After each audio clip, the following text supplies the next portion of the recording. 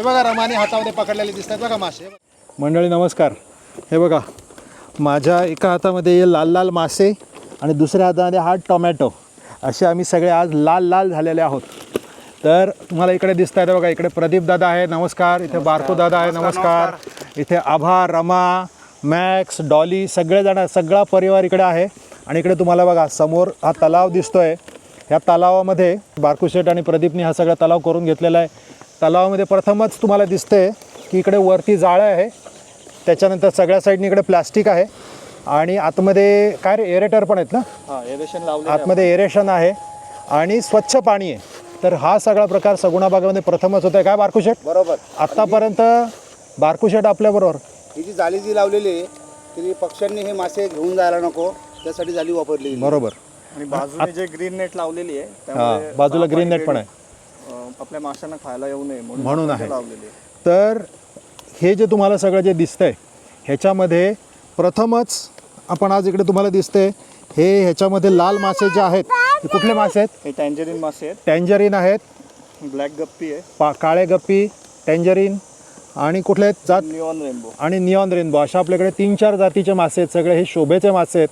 आत्तापर्यंत आपण बारकू शेठनी फक्त खायचे मासे तयार केले, बरोबर? बरोबर बरोबर. तर इथे आता प्रथमच प्रदीपच्या साहाय्याने आपण इकडे शोभेचे मासे तयार करतोय. आणि जसं खायच्या माशांमध्ये आपलं नाव आहे तसं शोभेच्या माशांमध्ये आत्तापासून आपलं नाव असणार आहे. आपण करण्याचा प्रयत्न करणार आहोत. तर त्याची आज सुरुवात आहे आणि तुम्हाला दिसतंय चला पाणी पण चालू झालेलं आहे आपल्या तलावामध्ये, नवीन फ्रेश आणि आपल्या 3 लक्ष्मी आपल्याबरोबर आहेत आणि आपण हे आता सुरुवात करूया. चला. सो मंडळी हे बघा, आता हे जे सगळे मासे आहेत हे सगळे मासे जवळजवळ 1 दिवसाचा प्रवास करून आलेले आहेत, बरोबर?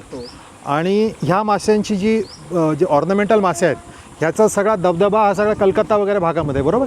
कलकत्तामध्ये ह्या सगळ्या भागामध्ये म्हणजे उत्तर हिंदुस्थानामध्ये ह्या सगळ्या गोष्टीचा दबदबा आहे आणि तिकडनं सगळं अख्ख्या भारतात ते गेलं होतं. तर आपण आता इकडे महाराष्ट्रामध्ये आज आपण ह्याला सुरुवात करणार आहोत.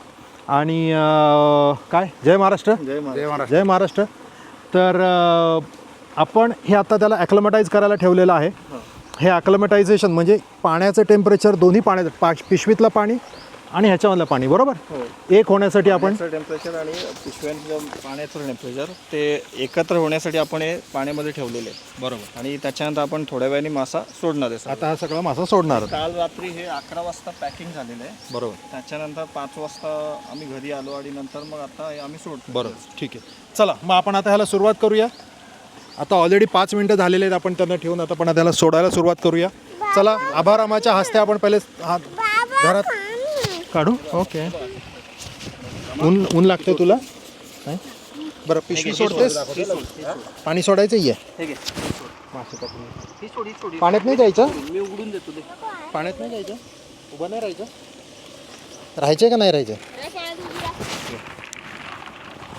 हा मस्त पाणी आहे. हे बघ,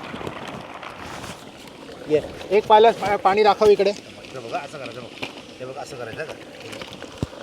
हे बघा, हे बघा इकडे इकडे थांबा, राधाला येऊ दे समोर. हां, हे बघा. सो अशा प्रकारे आपण हे पाणी इकडे आता ह्याच्यातलं पाणी आपण आतमध्ये घेतोय. तुम्हाला दिसतंय बारकू शेठने पाणी घे, अजून घे. हे बघा, तलावातलं पाणी आपण आतमध्ये घेतोय.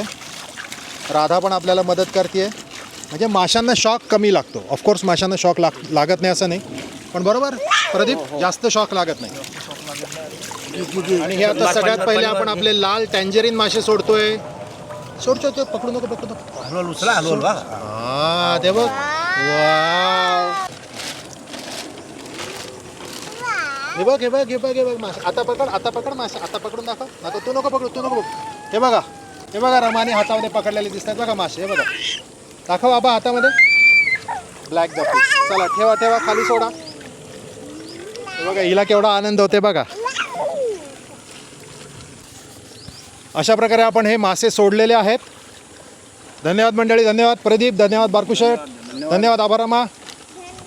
तुम्ही आता सगुणा बागेमध्ये याल तर तुम्हाला ह्या तलावामध्ये आपले हे अन्नाचं गोदाम आहे. गोदामाच्या शेजारी तुम्हाला हे आपल्या तलावामध्ये हे सगळे मासे तुम्हाला बघायला मिळतील, शोधचे मासे बघायला मिळतील. धन्यवाद. सगुणा बाग शेतकऱ्यांना प्रतिष्ठेचा मार्ग दाखवणारं भारतातील सर्वप्रथम कृषी पर्यटन केंद्र.